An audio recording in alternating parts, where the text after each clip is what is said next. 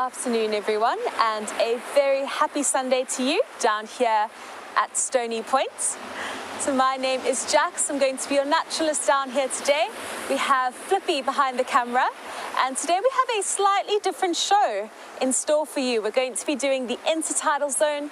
We are going to be having a look out for some penguins coming back from the ocean, but we thought we'd show you some different animals today and spend some time along our rocky shoreline to see what these pools have to show us. Our rock pools are absolutely magical. It's one of my favorite things to do actually, is go and explore them. So let's see what unfolds inside these rock pools. I'm going to hop down from my perch, and then we're going to take a look at the pools in front of us and just have a look at what happens and what we find inside the rock pools of our temperate ocean. So let me hop down quickly, and we'll go have a look and see what we can find.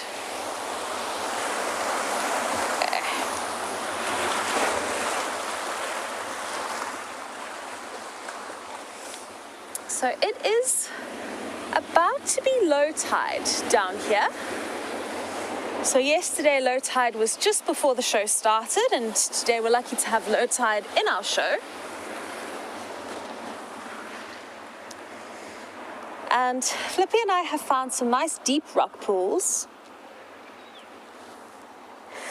Just a reminder that this is a live show, so you can send us your comments, your questions, anything you'd like really, using the hashtag WildEarth on Twitter. You can also submit questions on our channels page if you register. And if you're under the age of 18, you can email us at kidsquestions@wildearth.tv. So when you first arrive at a rock pool, you don't tend to see very much. It looks a bit bland and perhaps even a bit boring. But let's actually have a look at the weather before we head on over into the pools and explore them a little more.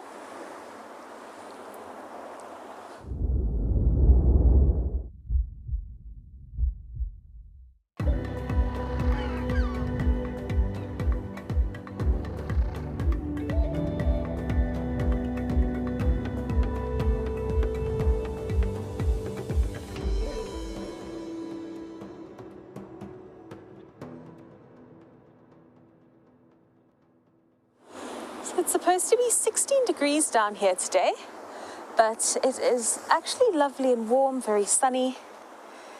And we found ourselves a nice protected area to do our rock pooling. So you can see Flippy's just going to show us the area where we are looking for animals today. And you get lots of different animals and lots of different plants and seaweeds that would occupy the rock pools here. So we're going to see what we can find.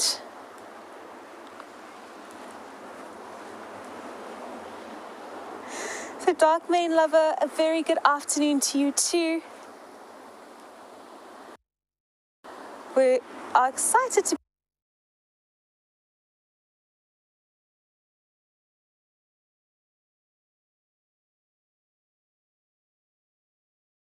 down here, and today is actually also Mother's Day in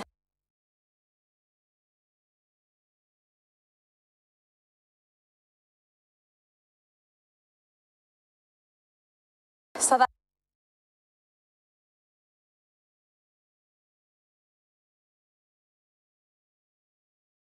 Watching, happy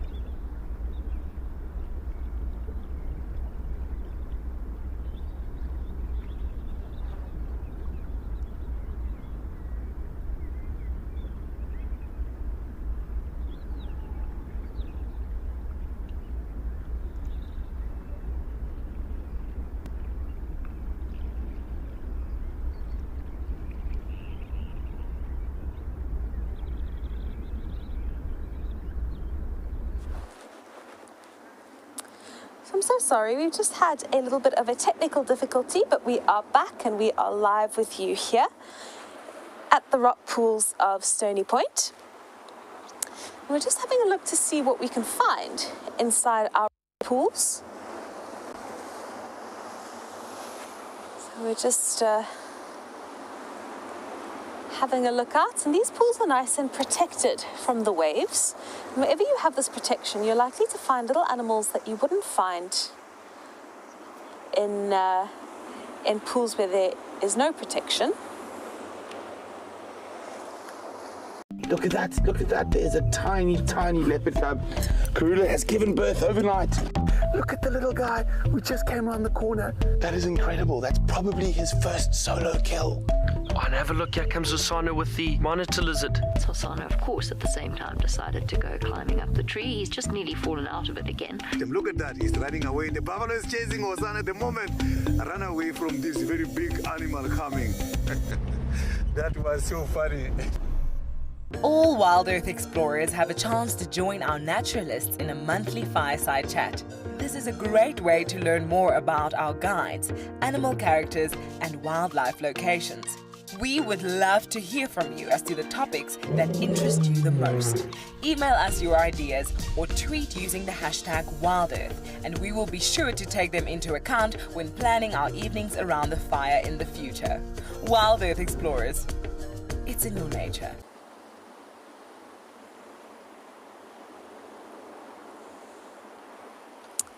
We're down in one of the rock pools here, and we've just lost a sea slug. So I think what we might do is we might actually start our time off looking at some limpets. So we have some gardening limpets around. I'm actually going to go stand by the limpets just so that I can actually show you with my fingers what we're looking at. So if you have a look in this area, we have a very pink looking rock. So that's actually not rock, that's encrusting algae that's on top of the rock here. And then you'll have a section. Arctic Circle's got a question for us. So Arctic Circle, that's an interesting question. I don't know how well populations inside rock pools are really studied in terms of their numbers. So I can't actually say that there's a particular species that I could isolate that's extremely endangered. Rock pools in South Africa are not protected, so anyone can go to rock pools. Harvesting is limited, so you have to get a permit if you want to harvest anything that's live, like your little snails. But I can't think of a single thing that's for sure protected. So what I'll do is I will have a look. Things like crayfish and your alacreacle, which is your large turban shells, are protected, but they wouldn't necessarily occur in a very shallow rock pool like this. So some of the rock pools fall within marine protected areas, and so people are not allowed to harvest, and it would limit the amount of people who would experience them.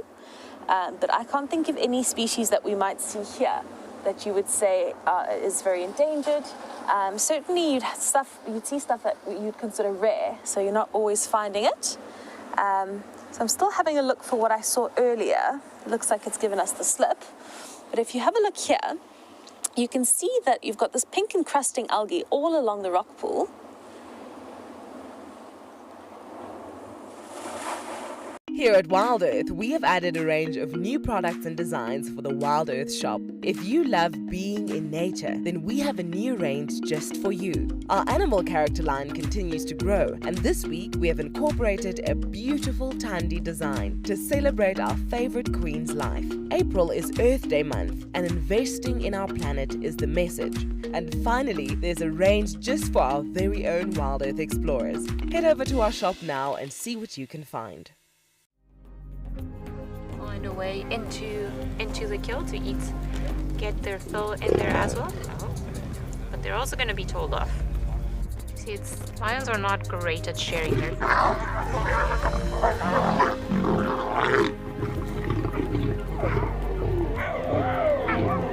Okay, guys. Let me just taking frustration out on the other lion, but you see, it was interesting.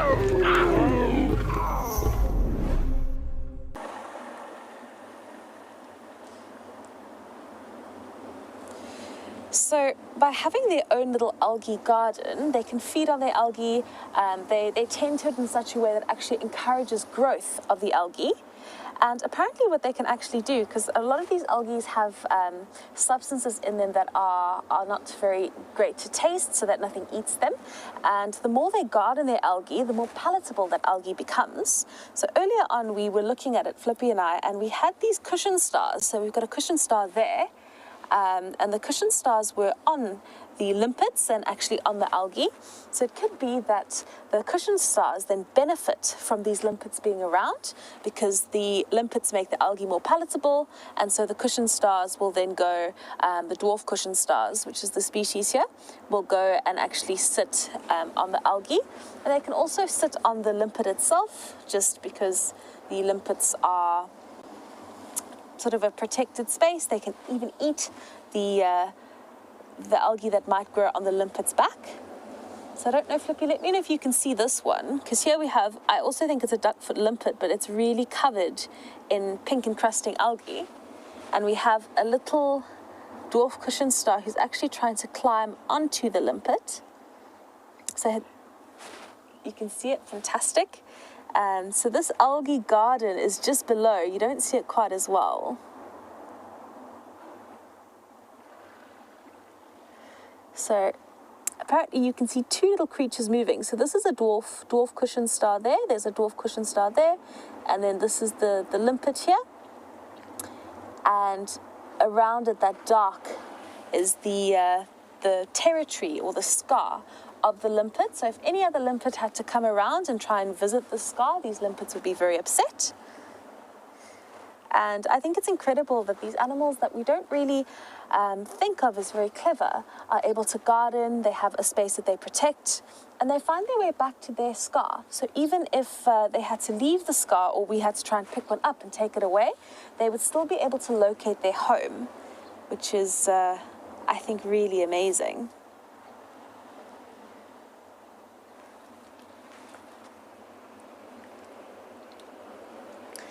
So Linda, that's a really good question. You're asking if any of the algae are toxic to the creatures, and the answer is yes. So sometimes you'll have algae or sponges in the ocean that's really toxic. Often it's very bright in color, and when you have those really bright colored things, you'll actually have animals that eat the toxic substances, and sometimes they will actually have it in their bodies, and then they will use that very same toxic substance to protect themselves.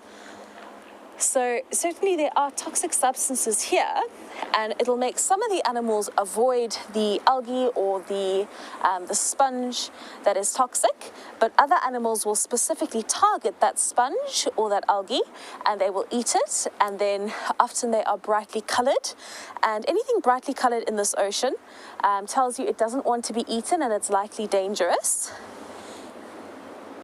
And we will have a look out to see if there is anything brightly colored around, to see if I can show it to you. So I'm just having a look out in the pools to see what else we have. We're not going to move around all that much. I think we're going to try and stay in one position and talk about what we can see in just one position in the rock pool. And with rock pools, the longer you stay, the more you see. So when you first start out, it looks very boring. And then as you start to see movement, you start to track the movement, you can see what's happening there. And if you have a look, we're just going to move over, because I found another limpet garden, and this one's in the sun, so you might be able to see that perhaps a little bit better. And you can see there's lots of algae here.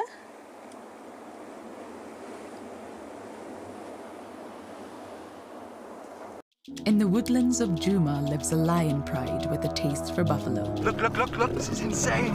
Now, this is what I was saying about lions and buffalo. It's absolute pandemonium. WildEarth have been privileged to follow the Nkuhuma pride for many years. One of the most loved cats in the pride is Amber Eyes. She was not successful in rearing her first 2 litter of cubs and was seen as an aunt to the other youngsters. Then eventually, towards the end of August 2019, we found her with 4 tiny cubs of her own.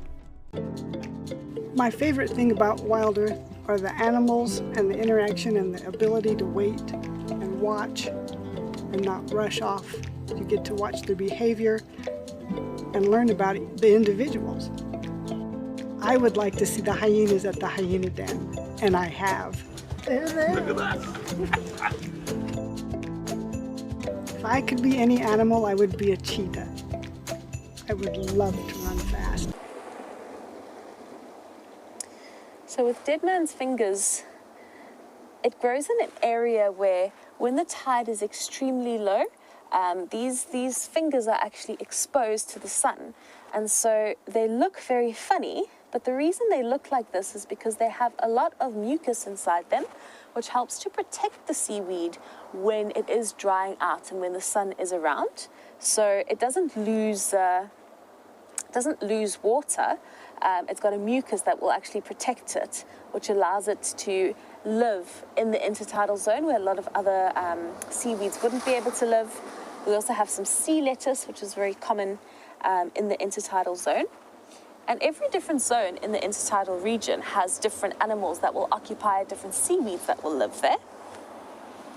And the zones are often named after the animals that you find there. So the one zone, the littorid zone, is named after the periwinkles, so the little snails.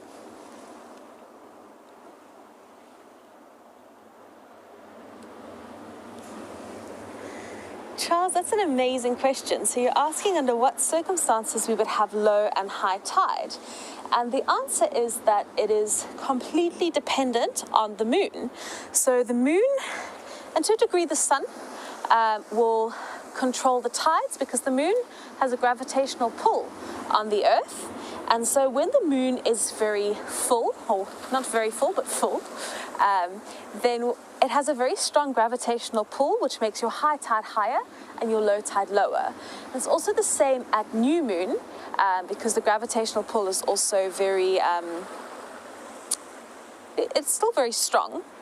I'm trying to find the right words for it now. And so at new moon and at full moon, you will have a low tide that is very low and a high tide that is very high. And we call that spring tide. So spring because the tide springs up. And then as the moon changes phases, you will also have changes in your tide. So you also get, I believe it's at first and last quarter, you have the neap tide.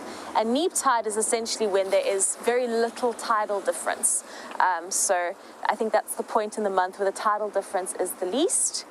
And at your new moon and your full moon, you're going to have a very big tidal difference. So in South Africa, our tidal difference is not all that large. I think it's 3 to 4 meters at times, but in some places you can have tidal differences of over 10 meters, which is extreme. And the animals that live in the intertidal zone have to put up with this extreme change. So they are submerged in cold water at times, and then at times they are in the sun. And temperatures on the rocky shore can reach up to about 45 degrees at times. And so their bodies have to compensate for that huge change in temperature. So what we're going to do is we're actually going to move a little bit along, and we're going to look at the rocks, because the rocks show us the tidal zones, and it shows us actually the change in the tidal zones. So right at the top, this is hardly ever covered by water. And so right at the top here, all you would get is your tiny little periwinkles, and they live right at the top of the intertidal zone so that nothing will eat them. So if they go further down, they can't really stick to the rocks as the waves bash them. So when they're very small, they stay at the top, and the bigger they get, the lower down they will go. And with other species, it's actually the opposite that's true. So with a lot of your limpets, when they're very small, they will stay very low down in the water, and the bigger they get, the higher up the tidal zone they will move, because that is an area of large abundance for them. So here you can see we've got a couple of limpets and we've got a couple of periwinkles. And then as you go further down, you'll see that there's a lot more life. And you'll see we've got lots of turban shells living on the rocks. And then something that I find quite exciting is that we have urchins. And we have done urchin shells on the show before, but we've never actually looked at the Cape urchin. In this region, we don't get very many different urchins. It's only these guys. But what I think is so cute, Flippy, can you see that urchin inside its little hole there?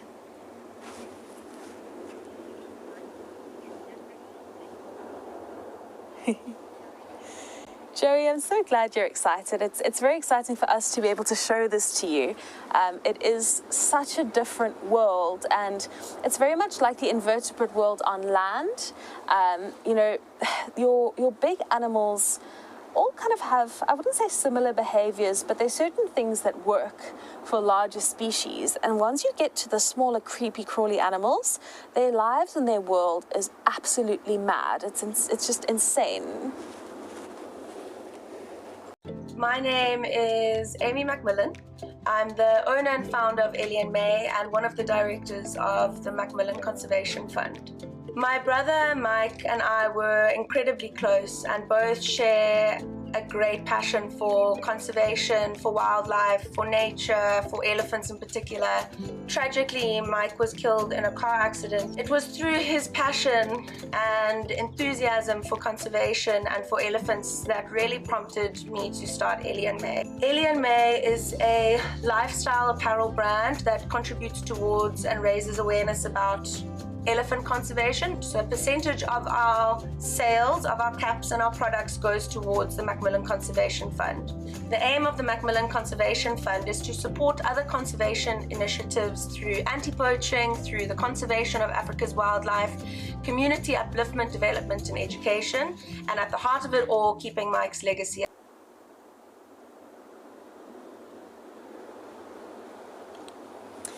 So urchins have their mouths at the bottom of the body, so you're not seeing the top half of the urchin. They're sort of upside down animals, and so you might look at an urchin like that and think, oh, they've trapped that kelp and they will eat that kelp, but that's actually not the reality there. So what they're doing is that they're covering themselves from the sun.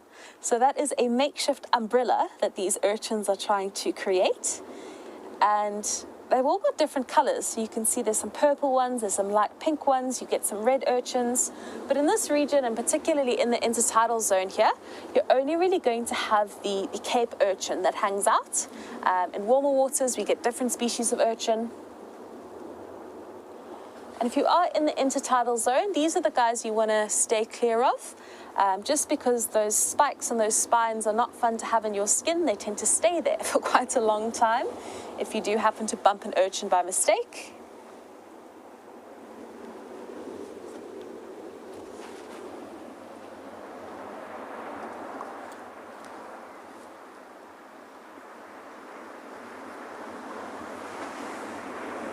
Arctic Circle, you really just have the most incredible questions, because it's a very personal question, but for me it is much harder.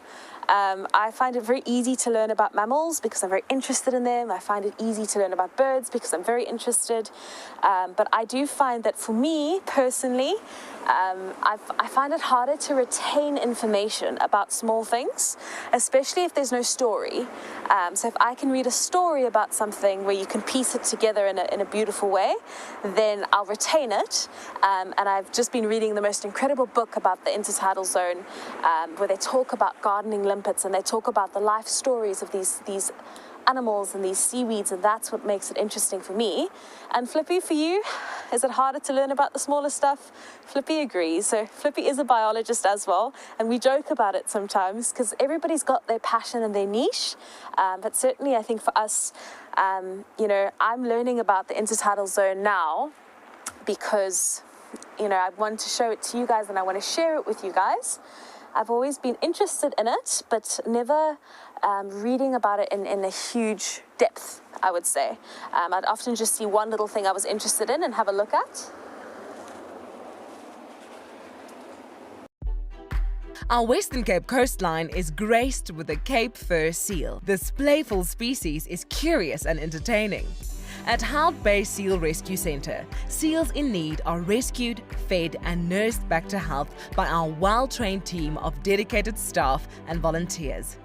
This wonderful legacy of the centre is continued as these protected creatures are rehabilitated and released back into the wild.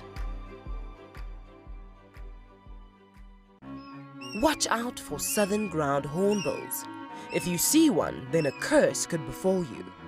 Seeing a hyena could bring out the witches, and spotting a snake track could give you a rash. On Friday the 13th of May, WildEarth will be setting off on a special unlucky safari, where we search for things that bring bad luck. Are these just mythical superstitions, or could they be true? Join us to find out. In these intertidal pools, it's always good to have a look out for brightly coloured, I find, sponges. And I'm always looking out for what we call nudibranchs, which are little sea slugs that hang out on sponges. They often like to live close to them.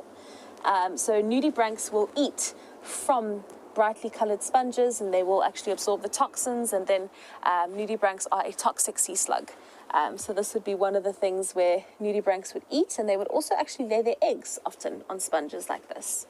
So there's a bit of sponge there. And what's nice about this area is that there's a little bit of depth to it. So you'll find different animals here than you would find in some of your other pools. So I'm just going to have a look. This is the purple lava that we have been chatting about and have spoken about on the show previously. So you can see this lava is out of the water now, as it often is. And the purple lava is very much like the dead man fingers that we were looking at earlier on. So they also have mucus around the cells, so they don't dehydrate, just like your other seaweeds might. And that's all an adaptation to actually living at the top half of the intertidal zone. And Flippy is seeing something, so we're going to go to where Flippy's looking, see what he's looking at. A chiton. Oh, it looks like we might have a chiton around, which is very cool. So these guys look a bit like armadillos. I still don't see it. It's quite fun because Flippy and I play this game where one of us can always see something and the other one can absolutely not. Where is it? Is it a mini one? Wait, I think I see. Let me get a bit closer.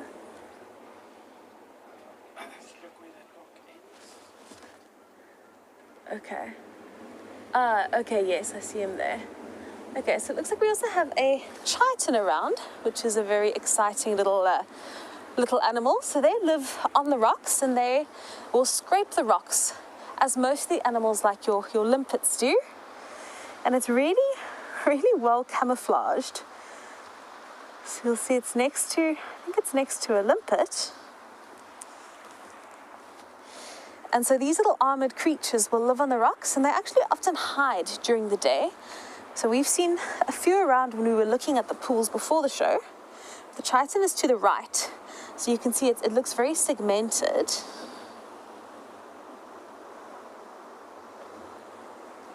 And so typically they'll come out at night and feed. This one might just be well camouflaged, and so it might be comfortable just resting. And they move very slowly, and they'll just sort of move along and eat the algae. I see him there. And you can see with most of the animals that live in the intertidal zone, they will have animals and plants actually establishing themselves on their backs, which is great because that provides them with a lot more camouflage so that nothing tries to eat them.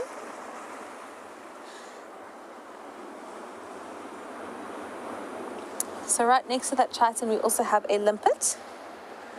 And you can see they are super well camouflaged on the rocks. I'm not going to come too close because I know you got your babies. And hello, you old friend. Isn't she spectacular? Oh, look, it's just too special. She's such a fantastic mother. Look at that, isn't that incredible?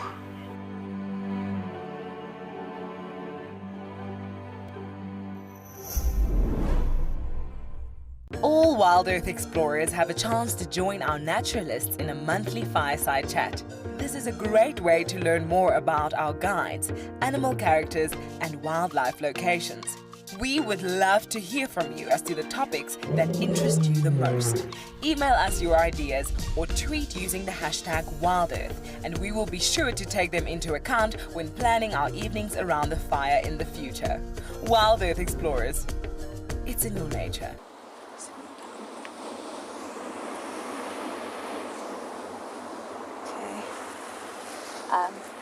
So we have another little animal. It's not a sea hare, it's actually a Warty pleurobranch, but it looks like a sea hare. So I'm just going to point it out to Flippy because they are so well camouflaged. And I'll just point him out quickly. So he's right. Do you have him there? He's going right into the bottom of the pool. So we'll see if we can get him on camera for you. He's moving at quite a speed. I'll just see if we're able to actually capture him with the light. See if it'll come through. If we're lucky, he might move into the light for us and we'll have a better view. I think the glare is making it a bit tricky.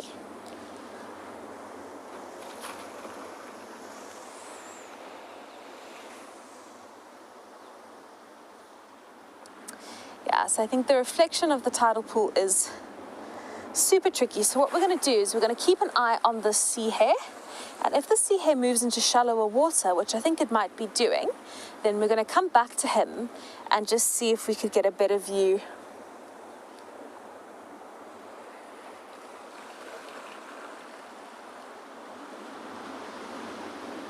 So Brenda, you're asking how rock pools are formed. And a lot of these rock pools would largely be formed by the erosive force of waves.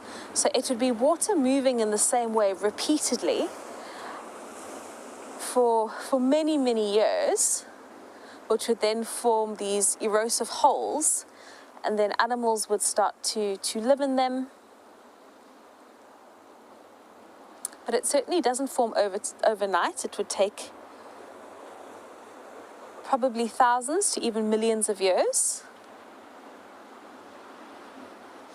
And in this area, the rock formations are still very much part of the Cape Fold mountain range. And so you've got these beautiful intrusions, and the area that we're in now, you can see it's actually an intrusion, though the rock I was sitting on earlier was like a little mermaid rock.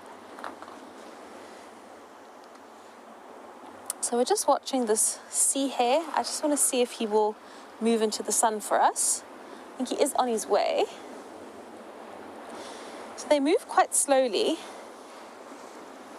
And what I do find very interesting about rock pools is that different animals you'll find in different abundance in different pools.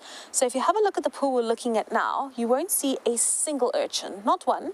They just don't seem to want to live in this pool. So to me, that means that the urchins are not getting the food that they need. And so I think that the kelp doesn't trap in this pool as much as what they would like, which results in them not wanting to live in there. Here at WildEarth, we have added a range of new products and designs for the WildEarth shop. If you love being in nature, then we have a new range just for you. Our animal character line continues to grow, and this week we have incorporated a beautiful Tandy design to celebrate our favorite queen's life. April is Earth Day month, and investing in our planet is the message. And finally, there's a range just for our very own WildEarth explorers. Head over to our shop now and see what you can find. My heart rate has gone up slightly. In fact, it's gone up quite a lot. This elephant is now 2 meters from us. Okay, we might have to move here. No? Yes. Sorry, my friend, but you're about to push that onto the car. You see how cross he was that we didn't want to watch him push the tree over. That's why we moved.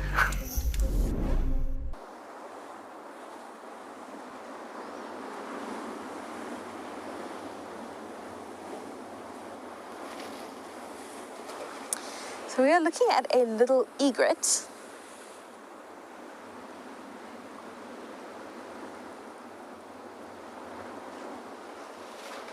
And Dark My Lover is asking which seabird I consider to be the best mother.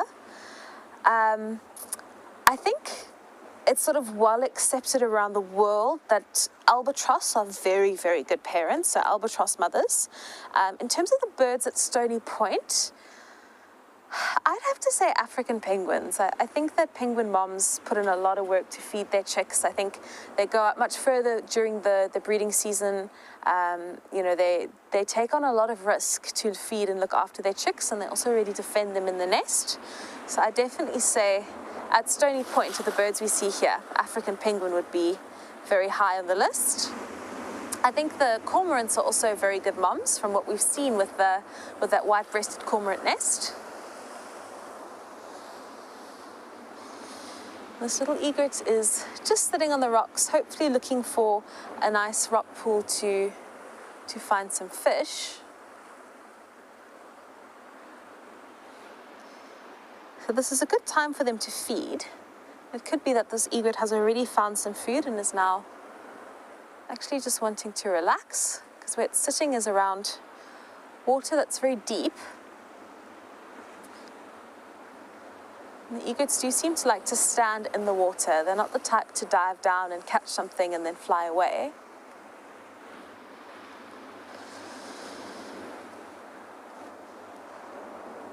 So we've got a little egret, and then we've also got 2 Egyptian geese who are sitting on top of the rocks.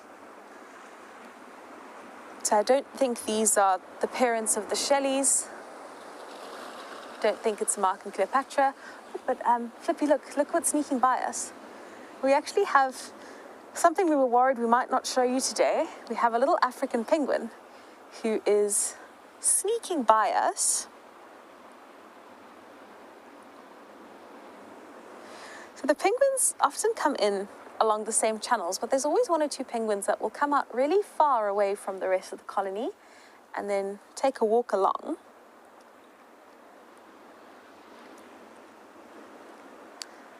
It's nice actually to film in a different spot, because you think you might not see birds, but this penguin is certainly on a mission to get out of the area. And so the penguins will sometimes come in here, and there are some nests a little bit further afield. So past Stony Point, we have lots of vegetation, and some of the birds will nest very close to where we are standing now.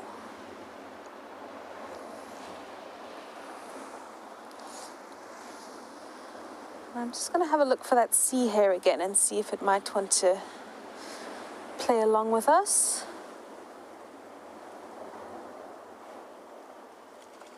It's starting to make its way up.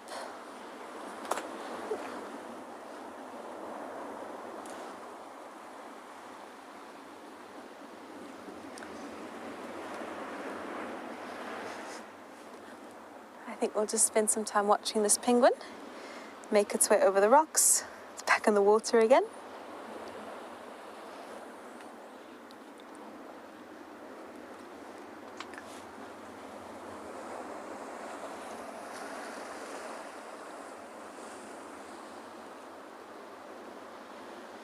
I'll just see if the penguin pops up again, or if it's going to choose a very covered route to get back to its nest. The sea slug is really taking its time.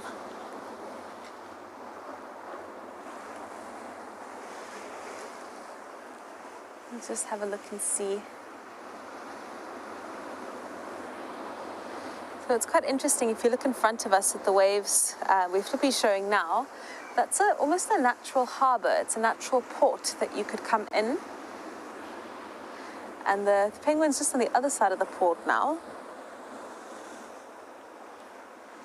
Tingana has been affectionately known as the Duke of Juma for many years, but his path to the throne was not an easy one.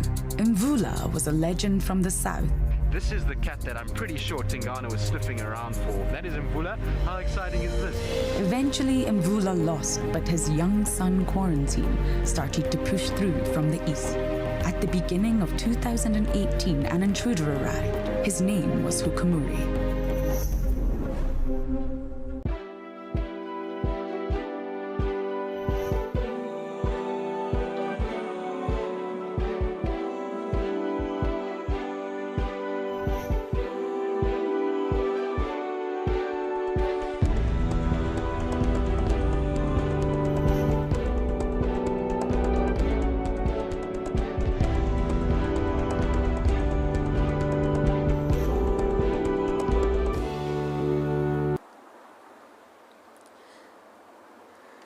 I so badly want to high-five Flippy now, but I can't because he's got the camera in his hands. So we are showing you what is a Warty pleurobranch. So it looks like a sea hare. They are what we call a side-gilled sea slug. So this slug only has gills on its right-hand side. And it's such a strange creature. We've had a couple around throughout the show and we just haven't been able to show one to you. So I could not be more excited.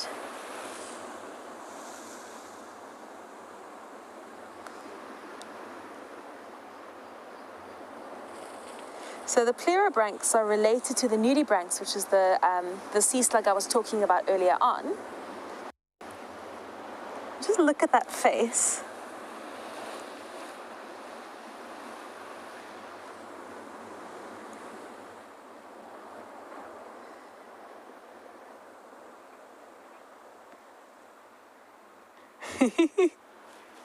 Tracy, I'm so glad you think this is so cool. This is what we've wanted to show you literally the entire show. I'm not even sure what the time is, but this is the thing we've been desperate to actually get on camera. And we've done it with 15 minutes to spare. And this also just shows you that when you are looking at tidal pools, they reveal their magic the longer you're there. So sometimes you can spend ages and see nothing.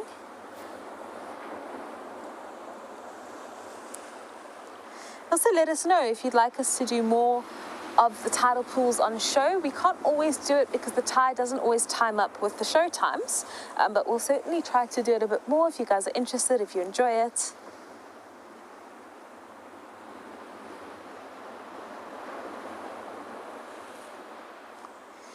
A lot of your sea slugs are actually absolutely tiny. Many of them are only about 1 millimeter in length, so these are very big sea slugs. They get to a size of about 6 centimeters.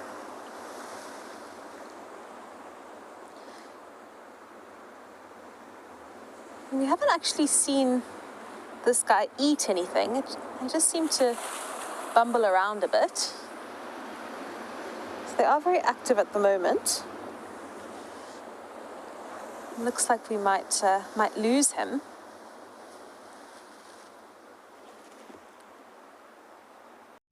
This morning we were driving and suddenly we heard a lot of commotion. I think the wild dogs might have caught an impala then, or the leopard might have caught the impala, and as it was dragging it, the wild dog saw it, started chasing the leopard up into the tree, and then the hyenas came to steal it.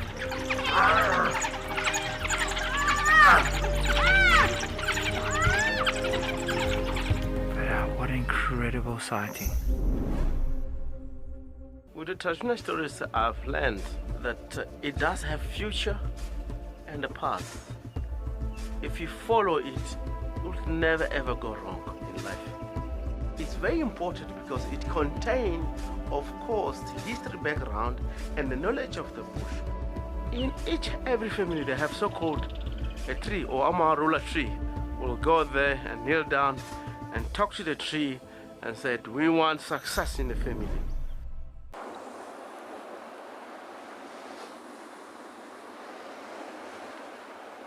So we are still managing to actually see the little sea slug as it's going about its day.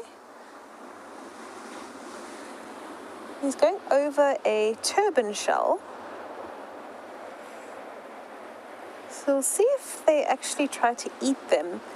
Flippy and I noticed earlier that wherever the snail goes, everything else departs.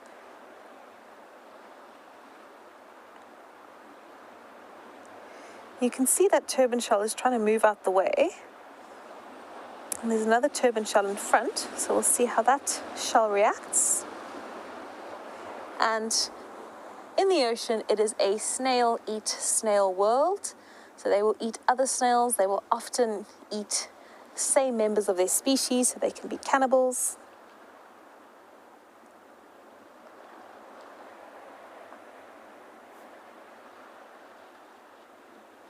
And I do feel like this pleurobranch is the penguin of the rock pool, because everything moves out of its way.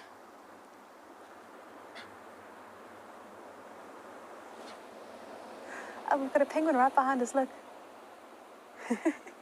You see him there?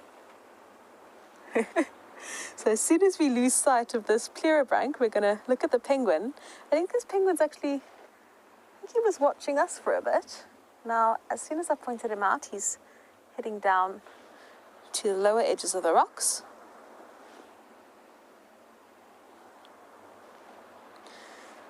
We really hope you've enjoyed seeing the pleurobranch. It's the first time we've seen, I think, sea slugs on Penguin Beach.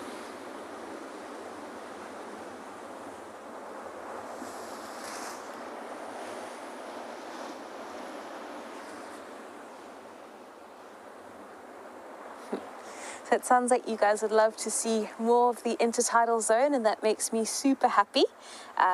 So I think we might visit this particular pool again just to see what other life we might be able to find at another point. I'm not back with you tomorrow. Byron is back for the week. Oh, there's a little clipfish that's just... This is going to be very impossible to show.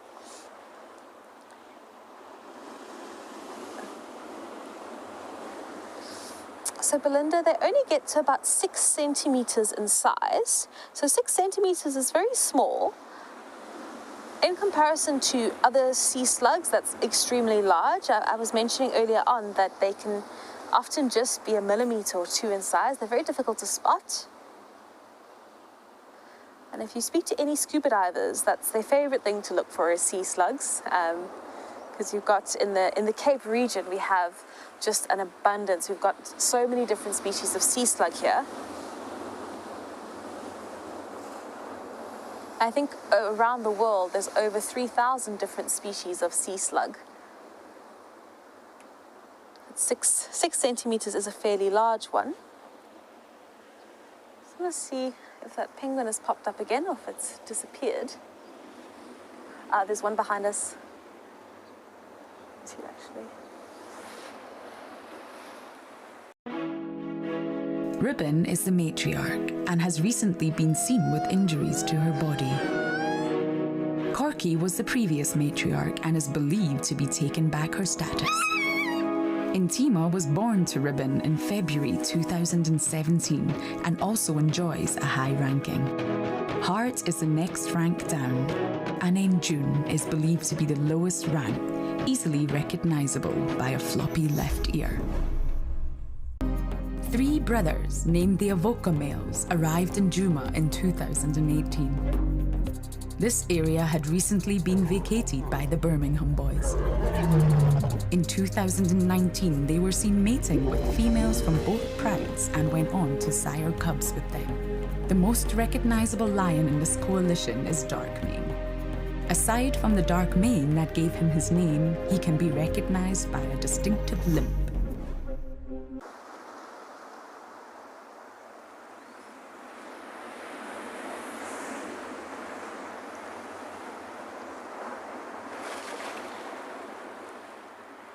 I feel like this is a perfect place to watch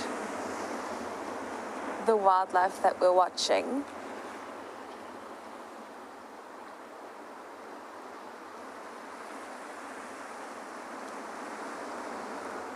So I think this spot is amazing because you're really in between the wildlife here. You're in between the penguins coming back, but they can see us, so they can move where they want to move, but we're still sort of in the throes of what they're doing, which I think is very cool.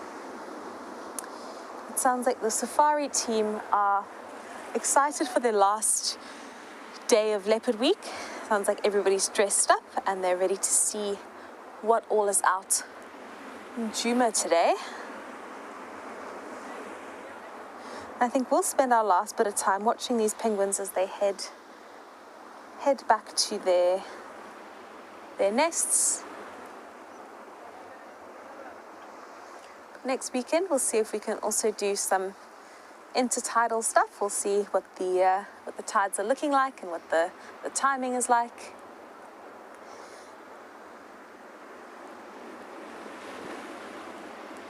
And I would really encourage you, if you live by the ocean or if you ever visit the ocean, to just spend a bit of time pottering around and just watching. You can sit, in fact, for hours. And I find often when I need to do a lot of thinking, it's my favorite thing to do, is just spent some time in the intertidal zone. I find I'm always very calm after I've left the area.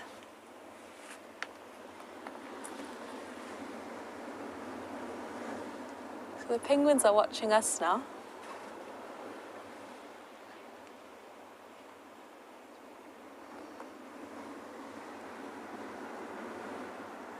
There does seem to be a path that they use, because the other penguin we were watching used exactly the same rock.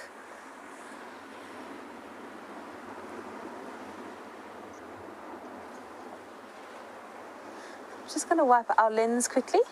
We've got quite a bit of sea spray from being so close to the shore.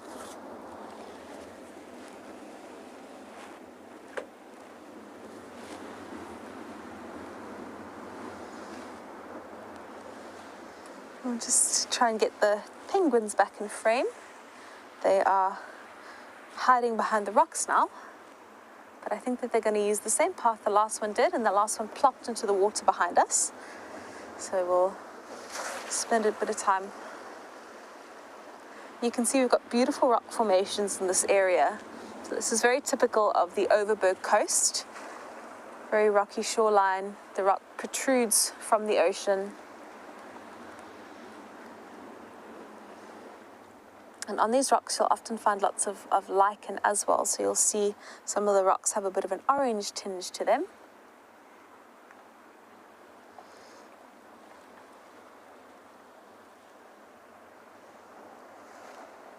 And we're just going to play a patience game, waiting for these penguins. But I'm very glad you've all enjoyed the intertidal zone. I think we can chat so much about it. The life that lives here needs to be extremely hardy, because they're facing changes not only in temperature, but also they go from being very wet to very dry. They go from very salty water to less salty water. So anything that lives in this zone is not a weak animal. We've got another penguin on the other side, sitting next to the little egret that we're going to go visit.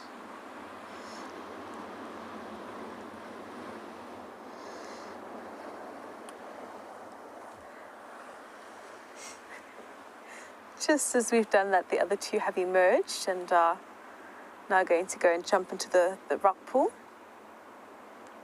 I do wonder if they teach each other the paths, because their paths do seem fairly set.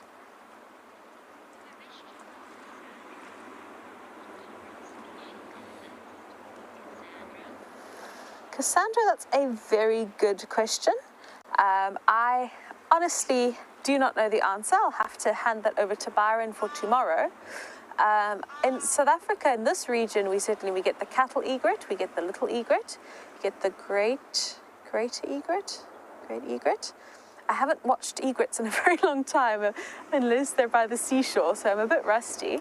But we get certainly several different species in Africa and in South Africa. And then I believe egrets would be a species that might be fairly common around the world with different species. So Cassandra, what we'll do is I will look it up, I will let Byron know, and then Byron is going to let you know tomorrow. We also have to have a look at if there are any species that are very endangered that live in the rocky pools of South Africa. So I'll have a look for that, and then I will let Byron let you know tomorrow.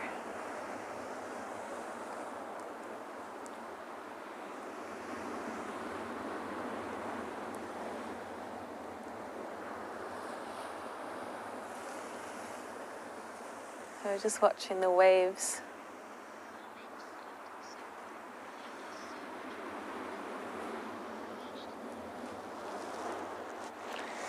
Thank you, Arctic Circle. I'm so glad that you guys enjoyed it. We had so much fun. Flippy and I were on the rocks looking for different pools and looking for different diversity long before the show. So I'm so glad you guys have had a good time, and we will definitely do this again. We'll definitely have a look in this pool and others and see what else we can find. There's clipfish to be seen, there's different seaweeds to be found. We could see other species of sea slug, which would be very exciting. Sometimes the octopus gets stuck in these little pools as well. So we will keep bringing you penguins, but we'll also just add some other species.